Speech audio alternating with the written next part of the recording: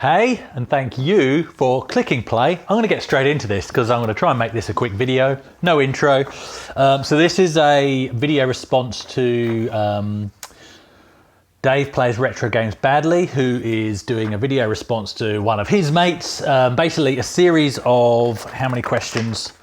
I don't like people that lick their fingers when they turn pages. 11 questions, about retro gaming, and everybody's going to have different answers to these questions. And of course, all Dave's answers were wrong. Just kidding, mate. And so, yeah, look, if you've got a channel, then I encourage you to take these questions on board, just like Dave did. I'll link to Dave's video, and I'll post all the questions in the description and the comment section of this video. And if you could do likewise, and we'll just pass it around. It'd be great to get as many people that are into retro games opinions on these questions. So I'll try and not read word for word, but I've made myself some notes for this one. So let's get straight into it. So question 1, what was the first game you remember playing on a console/computer? Now this is a very early memory and it is a bit blurred, and I had to do some research, and it seems that it's a slightly false memory as well. So I believe it was a Vectrex, and I believe I would have been, and I'm using in my mind where we lived and whose house it was as landmarks in my memory. So I would have been about 6 years old, I'm serious, 6, 7 at the latest. And it was a Vectrex. Now I thought we played Asteroids on it. Keeping in mind, I was very young. It was my mate's house, so 2 doors down in the council estate that I lived in, because that's where we lived at the time, in a council estate. 2 doors down, 3-story townhouse, and it was my friend Neil, who was even younger than me. I remember being incredibly jealous that he had access to this computer, as we didn't. We couldn't afford anything even close at that point. And it was definitely a Vectrex, but I thought it was Asteroids. Now, I've looked into this, and apparently there is no version of Asteroids. So maybe it was just something with a spaceship, and 6-year-old me thought it was Asteroids. Maybe, I don't know. What I do also remember though, so maybe I'll claim this as the first clear memory of what was the first game I played. Okay, let's claim this. It was a platformer on that Vectrex with a spiky character, and I remember that very clearly. And I've looked it up since to see what game it is. Unimaginatively, apparently it would have been called Spike. So look that game up, Vectrex game called Spike. As soon as I saw the screenshots when I looked it up, like, that is definitely the game, absolutely the game. So very, very early gaming memory. When I say the first game I played, Neil kept hogging the damn system, so I didn't get to play it that much. But that's that. Anything else I need to put there? No, that's about it. Okay, so question 2, let's move straight on. Otherwise this will take forever. What was the first game you can remember completing without using a continue? Honestly, I can't remember. What I do remember very clearly though is I used to claim, and I know my nephew would back me up on this because I used to tell him this when he got into computer games, you haven't beaten a game unless you've beaten it without using a continue. That was my take on it. Continues were like a cheat, if you like. So you haven't truly beaten a game until you've beaten it. And I know I beat lots of the games that I had. On Amiga, I would say it would be Batman the movie. That just seems to make sense. It was in the pack that I got. I don't remember completing, and a lot of the games, they weren't really games that you completed, you just played to get a higher score than your mate, you know. I can't remember what game it would have been on the Spectrum. Maybe Wet Clement, because I did beat that. I honestly can't remember. It wouldn't have been anything on the video pack, and it wouldn't have been anything on the Acorn Electron, because again, those were sort of forever games mostly. Games that you just played and played and played until you eventually died of boredom, and then see if you got, you know, a bigger score than your mate. So look, as a clear memory, I'm going to say Batman on the Commodore Amiga, Batman the movie, but there would have been several games on the Spectrum. I know there were. Yeah, okay. Question 3. What is your favorite gaming controller? N64, no, it's not really. I get on with the N64 controller, but really, no. I'm going to agree with Dave, actually. It's the PlayStation DualShock. I was going to have one to hand. Oh, look, I do, because it's my house, and of course there's one. And this is the PS4, but you could hold up any of these, and as Dave said, They're an evolution. They've just, you know, yeah, it just works. Why fix something? If it ain't broke, don't fix it, Dave, was the phrase you were looking for. I didn't mind the first Xbox controller, the big chunky one. But what never really sat right with me was the sort of offset controls on the Xbox controllers, like the Xbox 360 and that. How they sort of, what's with that? Give me symmetry. I know it's not truly symmetrical, but no. So this fantastic controller, which is why it stood the test of time. Brilliant job. If I was to talk about retro ones, back to the Amiga times, it would have been a Zip Stick, which I don't have another one yet, and I really do need to get one. But especially for shooters, the Zip Stick was probably the first controller that I found that didn't break with my way of playing. So that's that. Right, we'll move on. We're running out of time. Number 4, would you watch a YouTube channel to find out the secrets and glitches before playing? Would you watch a YouTube channel to find out all the secrets and glitches before playing a game? I think that means no. Same answer as Dave. No. No. And in fact, just to add to that, I now, as part of my rediscovering my memories journey, I might quickly jump on YouTube just to confirm what game it is I'm looking for, but I'll stop watching it as soon as possible because I don't even want a video to spoil my enjoyment of replaying that game for the first time. So I just want to add that in there as well as part of the retro collecting thing. Number 5, what game would make a brilliant anime / movie? I'm going to answer both of those as separate. So anime, look, I'm going to quickly fire this up in the background, and it's a game nobody talks about. Requiem, Avenging Angel. I bet you've never heard of it. It's a first-person shooter in which you play, funnily enough, an avenging angel. So it came out around the same time as Quake. No, about the same time as Quake 2. There was a few Quake 1 mods floating around. I actually thought this was made using the Quake engine, but it isn't. It's a completely separate engine. I personally think it's the first game that featured bullet time type effect. You end up with several powers like Plague of Locusts and Lightning Strike and Confusion, so you can confuse enemies and they start fighting each other. And the ability to warp time, so that's where bullet time comes in and you start dodging bullets. Fantastic shooter with a supernatural theme to it. Absolutely love it. That would make a brilliant movie. After saying something that clearly, you know, from the title you can tell it obviously has some religious overtones, but not in a preachy way. It's just it's a brutal shooter, it's gory, it's everything. In fact, it even starts off with some naked demoness thing flying around. That's the kind of game it is. But at the time, well, a little bit before that, do you remember some of the really dodgy anime like Legend of the Overfiend and stuff like that? And those kind of things really made me, where they did a really good blend of the physical and the supernatural. And I always thought that this kind of thing would be done really well in that way. So that's good. So anime, Requiem, Avenging Angel. Movie, as in live action, Return to Castle Wolfenstein. Look, if somebody says Wolfenstein, I, of course, played Wolfenstein 3D. Of course I did. But the one that actually springs to mind for me is Return to Castle Wolfenstein. Fantastic game. You know, World War II shooter that then slides into this bizarre path into the supernatural and super soldiers and all of that kind of stuff and occult experiments and all of that kind of stuff. Wonderful storyline. It kind of has been done, and I've been waiting for a way to fit this in.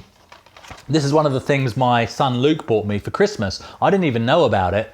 Christmas 2019. It's a movie called Overlord, and the reason why it's a good time to bring this up now is because it's available on Netflix, I've noticed. So check your region. But what this is if you've played Return to Castle Wolfenstein, you could watch this and almost be fooled into thinking this is a Wolfenstein movie. Don't go into it thinking I'm going to watch a Wolfenstein movie, because you will be disappointed. But if you go into it thinking this is a movie that could potentially, with a change of title and a few key things, be a Wolfenstein movie, then I think you'll be quite pleased. It's a really good movie, and it's on Netflix at the moment, or get it on DVD. Brilliant. So it kind of has already been done. But I say to both of those, don't do it, because they always mess it up. And Doom, I'm looking at you. So much potential. Frigging heck. A frigging sci-fi, supernatural thriller, horror on a platter, and what do? You mess the whole thing up. I don't know how that thing got ID's blessing, but anyway, what a complete mishmash. Look, it's okay as a movie, but just don't give it the title of Doom. Sacrilege. All right. What is the best console era of gaming for you? This is a really hard one to answer, and I had to really think about this. I would say the best era of gaming, I think, has to be the late 80s into the 90s. And look, the Commodore Amiga. This thing actually brings me joy just sitting on my desk, and I'm not being stupid. It's just a great thing to re-own, and especially one in good condition. And as I've said before, it's a box of memories. So it's not just about the time, it's also about the memories surrounding that time for me, which is why I picked that period. Great memories. But also, I think that time is when there was a leap. You know, going from 8-bit to 16-bit was just such a leap. And you would look at if you had an 8-bit system and then you look at the screenshots of the 16-bit systems, you'd be like, how is that possible? How will graphics ever get any better than this? How will sound ever get any more realistic than this? It was beyond comprehension. So I think everything since then has sort of been a natural evolution. And what we've been missing is these huge quantum leaps. I think we're about to get it in the next iteration of consoles. I'm actually quite excited. I think it's a leap worth looking at. PlayStation 3 into PlayStation 4. What was that even about? Who really cared? I'll talk about that in the answer to one of the other questions, actually. Blah blah blah. I think I've said, yeah, just 8-bit into 16-bit was a phenomenal time. Right. What inspired you to create a YouTube channel? When Dave answered this, I think he actually answered it as who, so I'm going to do both. What would be, well, watching other channels, of course. Watching other channels and just feeling it would be a good way to tell my story of rebuying an Amiga and having to wait a whole year to go and collect it, which is what happened. So, you know, if you want to go through the old movies on my channel, and that's what my story is about. Yeah, I just saw it as a good vehicle, and I'm sort of grateful for the retro YouTube videos that I discovered that sort of reignited that passion and sent me down that journey.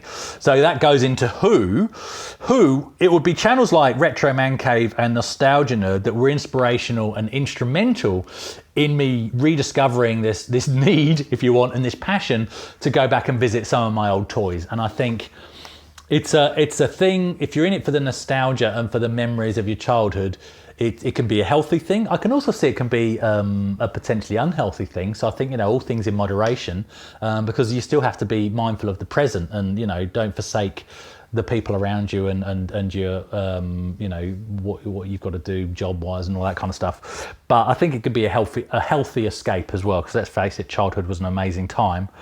Where am I going with that? I don't know. But if I was to put it on one person, it would be Dan Wood. His early videos, especially, so I'm going to insult him now, not always even in focus, not the best production values, his early stuff, always a great voice, because he does DJ work and radio work and stuff like that. And so it showed me that it doesn't matter how you start, and still I'm just doing it on my phone, you know, I don't care, as you know. And it just showed me that if you've got a story to tell and you've got memories to share, you can do it well, and it doesn't have to be on a big budget, and you don't have to spend hours on production. And every time he had something interesting to say, or he had somebody interesting to interview. So it was the quality of the content, regardless of, you know, the surrounding production, that really inspired me, I think, to go, yeah, I could do a YouTube channel. Yeah, that was good. And I still love his stuff. He doesn't make videos that often. Obviously, he does all the Retro Hour podcast and all of that stuff. But his individual channels, every time he has one, I just have to watch it because, yeah, quality over quantity is definitely the description of Dan Wood's channel. It's good. Okay, I almost skipped one there. What is your favourite handheld device? I had a Game Gear back in the day. and I know Dave picked the Game Gear. Look, its best features were the fact that you had the Master System adapter, so you could play Master System games, and I used that because I always wanted a Master System but never got one, so I sort of had one vicariously in that way. And the fact that you could get the TV tuner. I never got one, but my niece got one for hers. Other than that, I'm sorry, but it was a piece of crap. I'm sorry, it was. Look, it was better than the Game Boy because it was colour, and that's where it stopped. I'm sorry. A handheld system has to be able to survive on batteries, and it just didn't.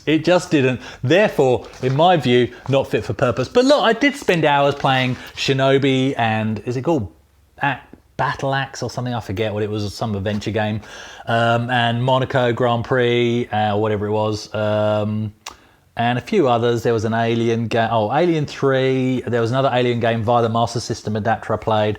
So look, I had some good times, but always plugged in, and yeah, so what's the point? If you ever tried playing it in sunlight, oh my goodness. Look, I had some good times with the Game Gear. At my 18th birthday party, a girl called Carolyn and a girl called Becky, who never usually normally talk to me, and they were all over me because I had Sonic the Hedgehog. That was right, and we were just in the kitchen playing on this. Oh yeah, you pull the chicks with a Game Gear.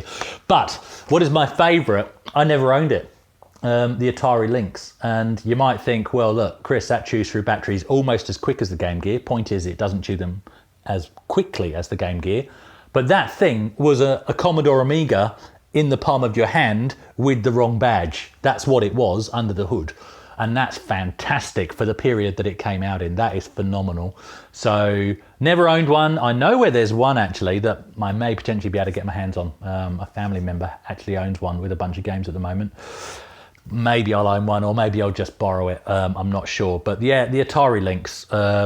Other than that, not really something I got into. I need to do something on the DS, a video on the DS at some point. The phone these days. PSP had me tempted. Outrun on the PSP, fantastic. But yeah, if I was to pick one out of all time, Atari Lynx.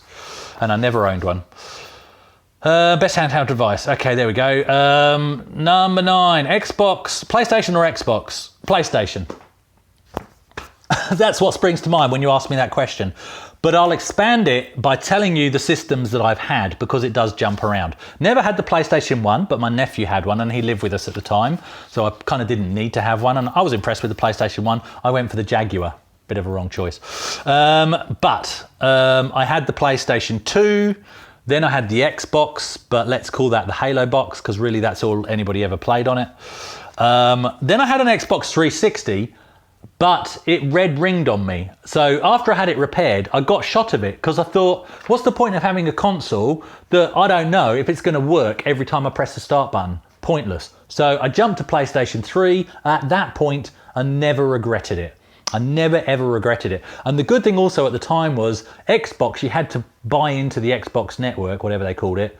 Otherwise you couldn't play online. Whereas the PlayStation 3, you could play anything online multiplayer. It didn't matter. Unfortunately, because Xbox users were dumb enough to pay for the ability to play online, you don't do that on PC. Why you do it on the console? You friggin' idiots. Now you've ruined it for the rest of us. And then this does make me mad, because now Sony have gone, well, there's free money. There's money for jam. And they've gone down the same path, which that pisses me off. And to be honest, I don't swear on this channel much. I haven't even had a drink today, but that kind of thing pisses me off, because it's down to the initial greed of the corporation, yes, but the stupidity of the frigging gamers. If you don't pay for things like that, they can't get away with it. Flipping out, I'm going off on my high horse. Right, let's move on.